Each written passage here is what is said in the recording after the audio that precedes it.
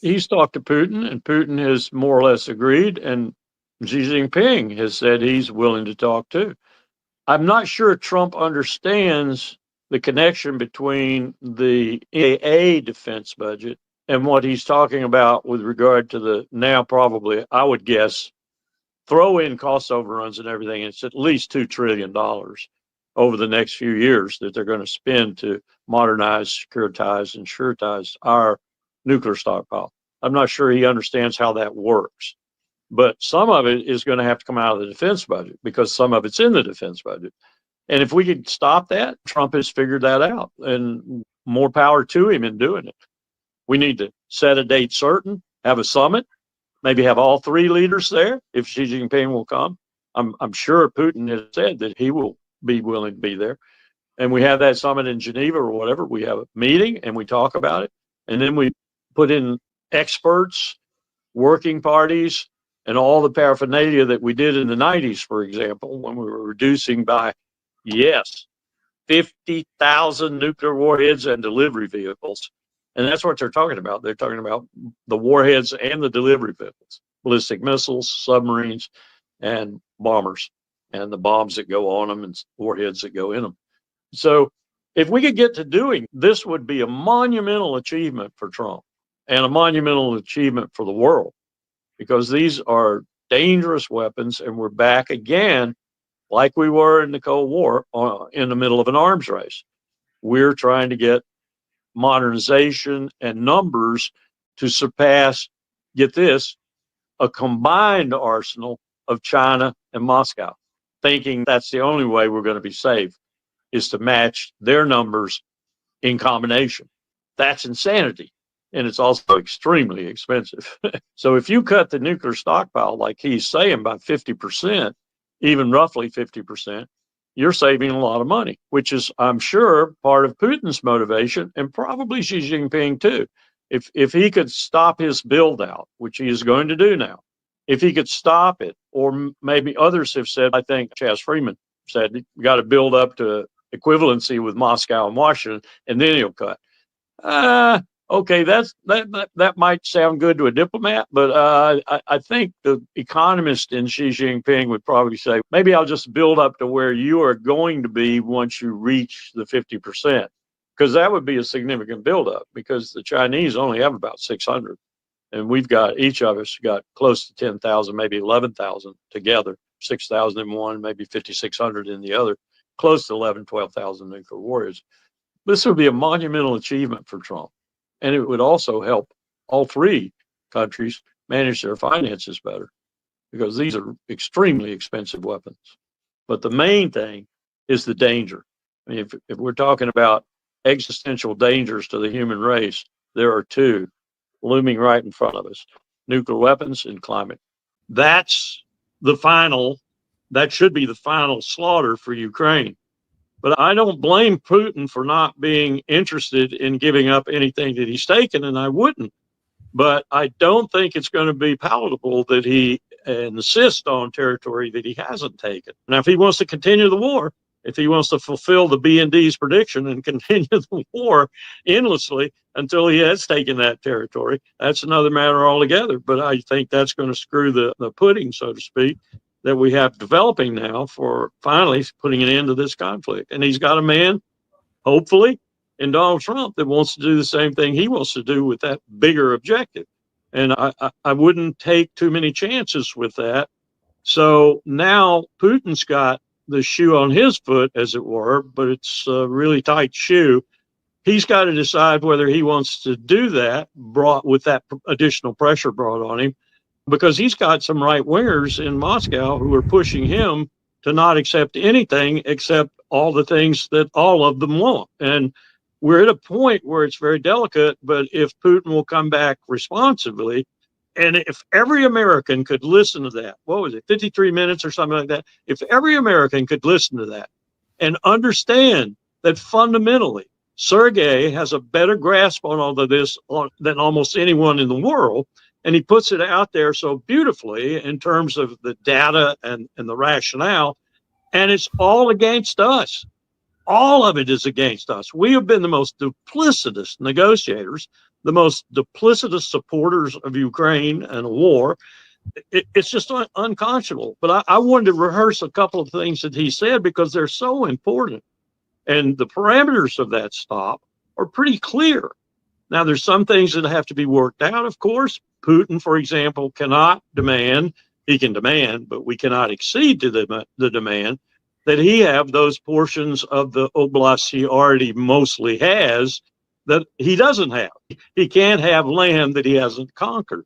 And there are other things, too, that have to be worked out, of course, that are serious and that will take some time, not the least of which is who is going to, as he said, who is going to patrol this land. I agree with him. The potential for interruption of that patrolling, of that peace, so to speak, is going to be far more on the side of the Ukrainians than on the side of the Russians. They would have no interest in reigniting the thing once it stopped. But the Ukrainians, certain of them, would have, as they have for the last 15 years, have every interest in reigniting it and trying to pull some of their then quiescent European allies in with them.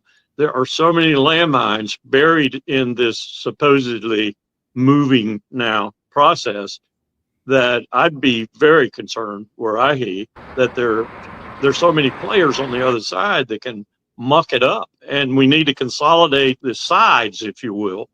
And we need to have each side speaking more or less with unanimity. And the unanimity is forged by the fact that we want a stop to this war. We're looking at a situation where tit for tat has worked. We have agreement on both parties, Russia and Ukraine's side, for a 30-day ceasefire. And we, as an after effect of that, very cleverly, we reinstituted intelligence sharing and weapons. I think the world is awakening to that point, too. And it's not just that we're co-belligerent, as you said, though that is a powerful aspect of it. It's that we don't seem to care about keeping our word in any realm of endeavor, be it economic, financial, military, social.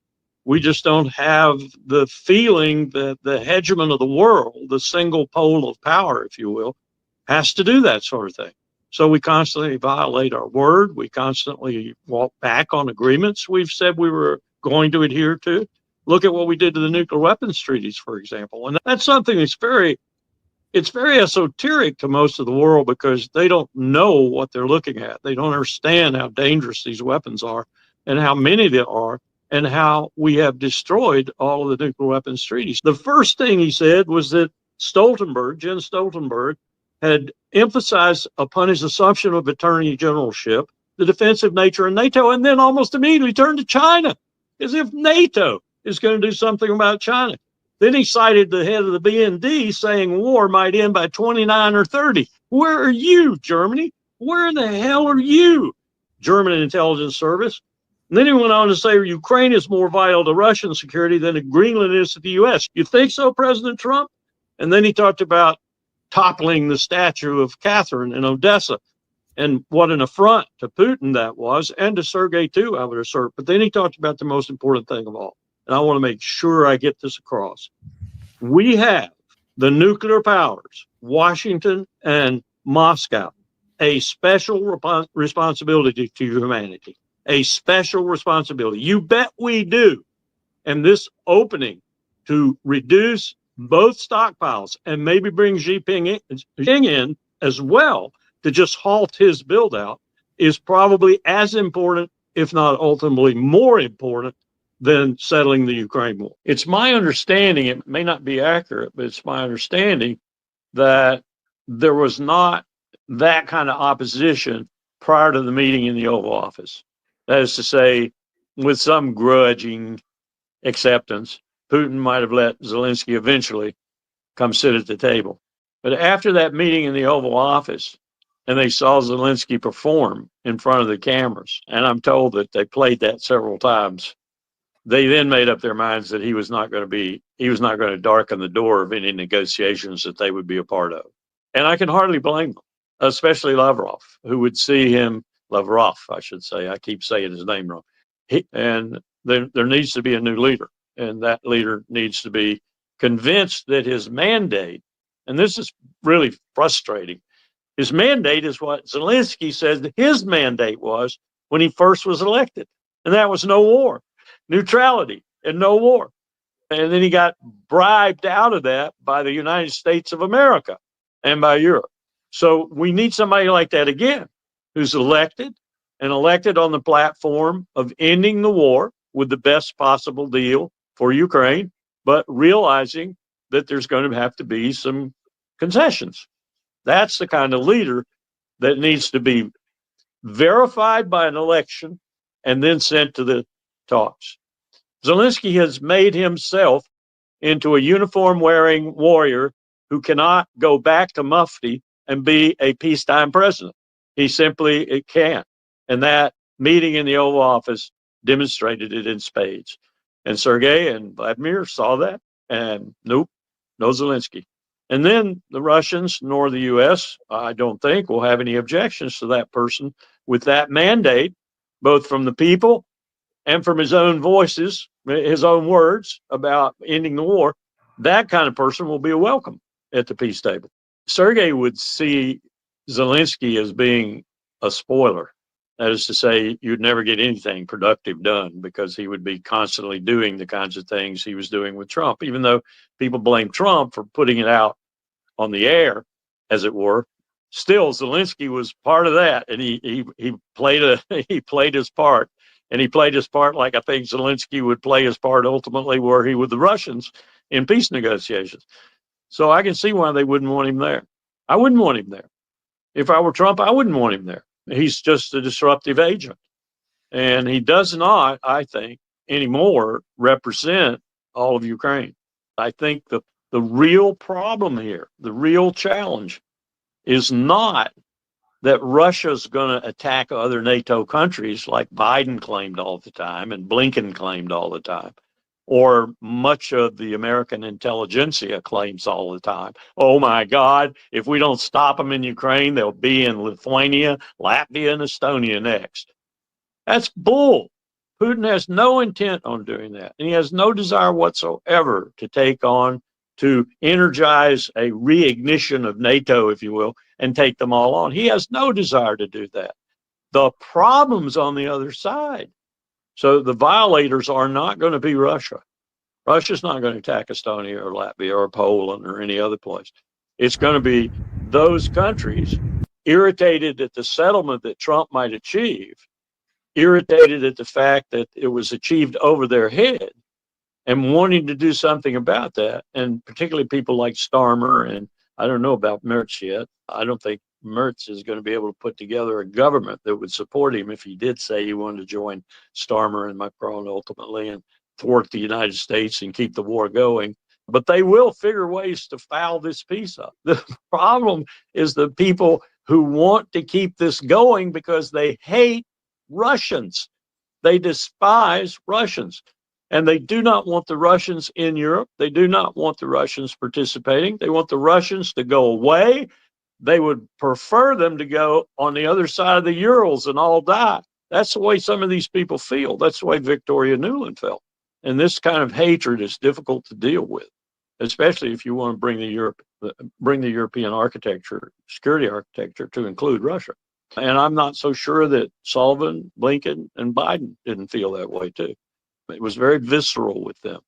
If we don't watch it really closely, and even if we watch it closely, they might figure out ways, because after all, they're there. They're at hand. And it's easier to operate from a base where you have interior lines and you are present than it is to cross the Atlantic and bring your power to bear. And especially when you're as flighty and as mercurial as Trump is. It's getting harder every day that goes by, because you've got the Duma putting pressure on Putin. You've got Putin putting pressure on his generals. You've got people in Russia who want this over. You've got people now in Ukraine who want this over. And I think you have increasing numbers in Europe that want this over too. Even though we did just, as I understand it, succeed finally in, for example, getting Colin Georgescu in Romania thrown out of the political process, a victory for that woman at the EU. But still, we need to start taking measures that look like we are actually working on a ceasefire peace agreement. If that's a negotiating tactic to show the Russians or the Russians show the Ukrainians or both, hopefully, that they are slowing down the combat in order to get prepared for negotiations and to give each side some confidence in those negotiations, that's a good move. It's a terrific move. I'd rather, if you have to move in steps, so be it. But I'd rather see an overall ceasefire. I'd like to see them stop firing at one another, period. Drones, Oreshniks, whatever. I'd like to see it shut down and stop. And then maybe a little time go by before they sit down and begin to talk about that cessation of hostilities and how they might work out an ultimate peace agreement. How the details are worked out, I agree with the people like Mearsheimer and Chas Freeman, for example, and others, that it's going to be very difficult to negotiate the ceasefire because of the different sides' wishes and desires and such. And I think it's going to be particularly difficult to enforce it, not because of the Russians, because I don't think they'll break it. I think we need to worry about the Ukrainians and elements in Ukraine, I think, taking their own measures, just as they did all throughout the 2000s to make the Russians mad enough to start it back up again. That'll be their fundamental tactics, I think, is they'll use guerrilla tactics to hit the Russians, and then the Russians will get angry with that, and we'll have no more ceasefire. That's going to be the problem, I think, is maintaining what we achieve in initial talks and then having smart, wise talks after that reaffirm that and create a situation in which we can walk away from, I think, and when I say walk away, I think move up to would be a better phrase. Move up to what I've been saying all along is we need a whole new European security architecture, and that architecture needs to include Russia. But the more you fight, the more brutal the fighting is, the more difficult, the more years have to pass before you can get to the point where you talk about those things because people have such visceral hatreds going into it. I don't think Trump's going to put anything over on this new leader in Canada. I think he's a pretty formidable personality, and he's got a pretty solid character, and he's all Canadian, and he's not Trudeau. He's not one of the political families of Canada. He's a businessman, in essence. And I've listened to him for about 6 months now, periodically. And before, I think he really felt like there was a chance he could be the next premier or the next leader. And then I listened to him as he grew closer and closer to the possibility that he would be the next leader. I'm not so sure the Mexican president isn't of the same kind of character. So this is going to be interesting to watch. And you see what our stock market is doing, and you see what the NASDAQ is doing, and you see what people are saying about that and what it might mean for the economy in the long term for Trump being the next 3.5 years. And you wonder if Trump understands what he's doing. And yet this is supposed to be his acumen. This is supposed to be his forte. This is supposed to be where he should excel in the business world, in commerce, in economics. It doesn't look to me like there's a lot of that going on, though. What it looks like to me is the reverse of that is going on. I think Trump has met his match there. So what does that mean? It means we'll probably have a tariff duel. You see what's happening right now. And we'll probably wind up with Canada winning some of that. And what does that mean? And Trump will double down on his promise to make Canada another state and try to bring as much pressure to bear. That's what really irritates Trump, is when somebody challenges him and is successful, not only politically in his own home, but politically in the world in general. This guy's going to be that way. I got the opinion that he had thought all along there was a good chance, but he was being very circumspect, and he was really, his words were sharp and, in my view, full of not only wisdom but cleverness in terms of what he might do were he to be the ultimate leader. I don't see, I had this hope that not only would he end the Ukraine war, but some of the things he wanted to do, to include the organizational effectiveness, that's what we would have called it in the military, going after what Elon Musk is supposed to be single man in charge of, going after modernizing the U.S. bureaucracy, if you will. I don't see that happening very smoothly either. So I'm not confident that we're going to see anything but worse stuff from the Trump administration. And that, to me, is the only thing Trump has, really. I'm sure the cult behind Trump, for them, he has a lot more.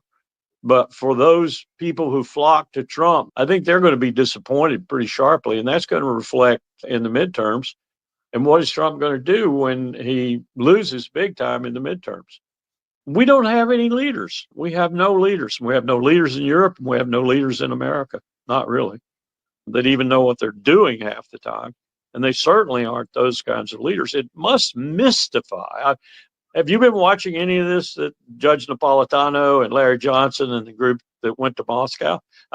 Almost wish I had said yes and gone along with them rather than I'm just too old to travel that far. If you listen to what supposedly Sergei Lavrov and others said to them, and they said back to him, and the exchanges they had, it's like the Russian diplomats who really matter, who really are smart and steeped in world affairs, can't figure us out. They're mystified, but they're also very, very mistrustful because we have been so deceitful.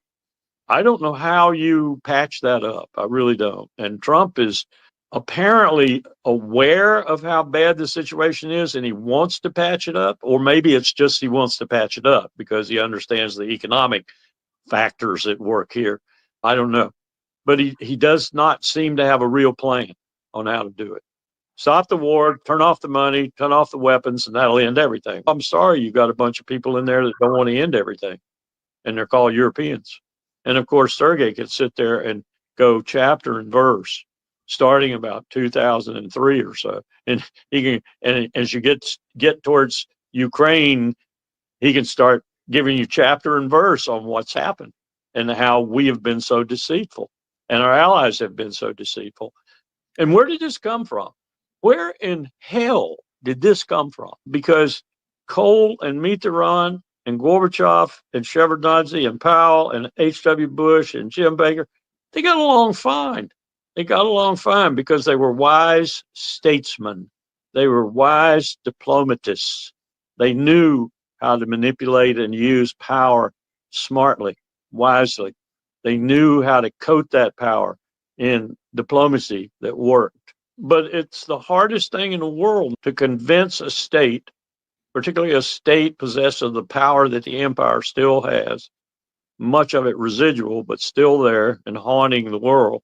It's almost impossible to convince it to retract and be smart and be wise. That's the first problem. And then the second problem is you got the Europeans in there, and the Europeans are acting as if they do not want to give up until Russia is lying in the street, bleeding and screaming, I surrender.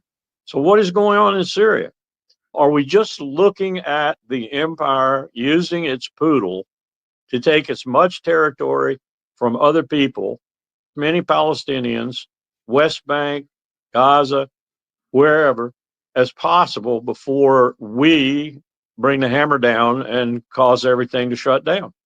Or maybe somebody, I don't know, I understand from people I trust in Israel that his livelihood, his life, his tenure politically might be extremely limited. But I've been hearing that for so long that I just discount it mostly. I don't know how to figure it out anymore. I don't know what's going on there. I don't know who's talking for whom. I don't know who's telling the truth and who's offering negotiating tactics. And I don't know if anybody means what they say when they say it, other than I think the Israelis are relentless in wanting to get rid of as many Palestinians as possible in Gaza and on the West Bank. And that's going to be their writ, and that's what the IDF is going to be doing for the next year. At the same time, I'm hearing how fractious the IDF is right now, especially the rank and file and some of the officers. I'm paying attention to the Israelis whom I have learned to pay attention to with regard to reality. And those Israelis are essentially saying, for example, the new IDF chief of staff, we're going back to war. Get yourself ready. We're going back to war. And you put the warning order out latter part of last week or early this week, Monday, or the weekend maybe. I'm trying to think of his name, the new chief of staff. Oh, Zamir. Yeah, Zamir. And it essentially said to all reservists and others in the IDF, we're going back to war.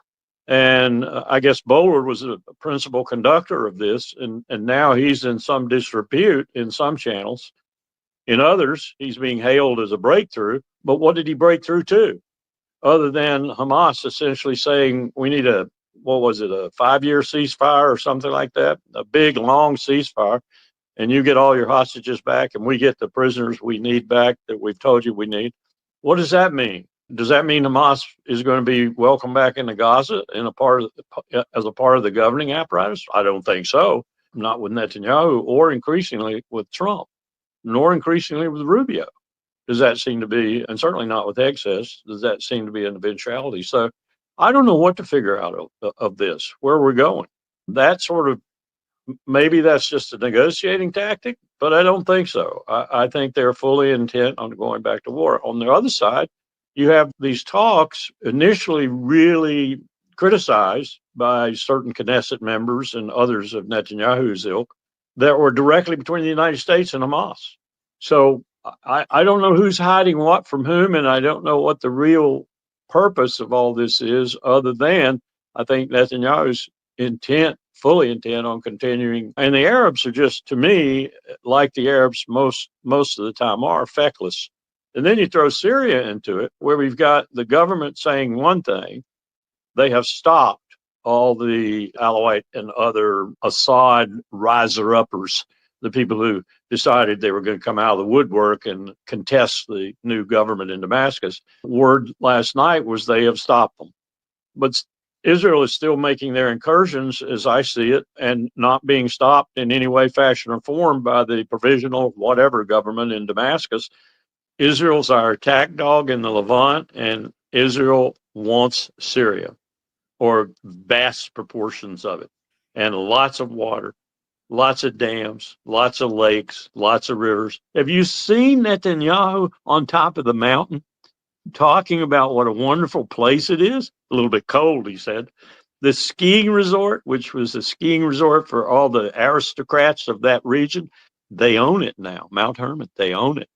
So I don't know what we're talking about other than Russia and maybe Turkey finally, maybe China, I don't know, coming in to thwart that a bit and to warn us off. And caught in the middle is this new government in Damascus, which is increasingly having trouble ruling.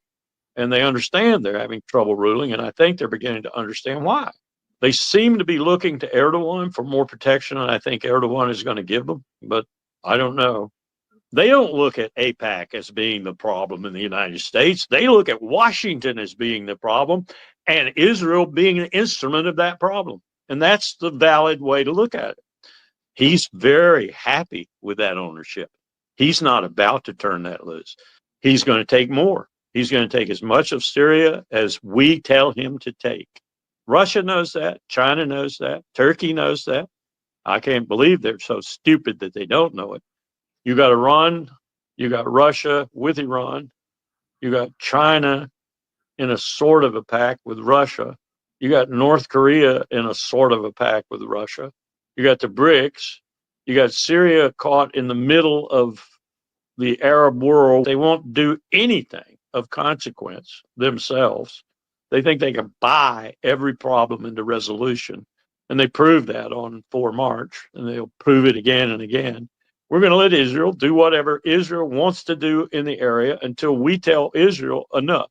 And you got a leader in Damascus who showed some real skill and talent and bravery and courage in getting his country back, for a lot of people who are now returning and finding that it isn't as nice as they thought it was going to be, because people are still contesting the ruins, the bones, the carcass of Syria. And I got to give him credit. I don't know where he came from. I do know where he came from, and I know what we were using him for, but I don't know where he got this current set of principles that he seems to be evincing. But I'm for him if he believes in them, and someone ought to give him a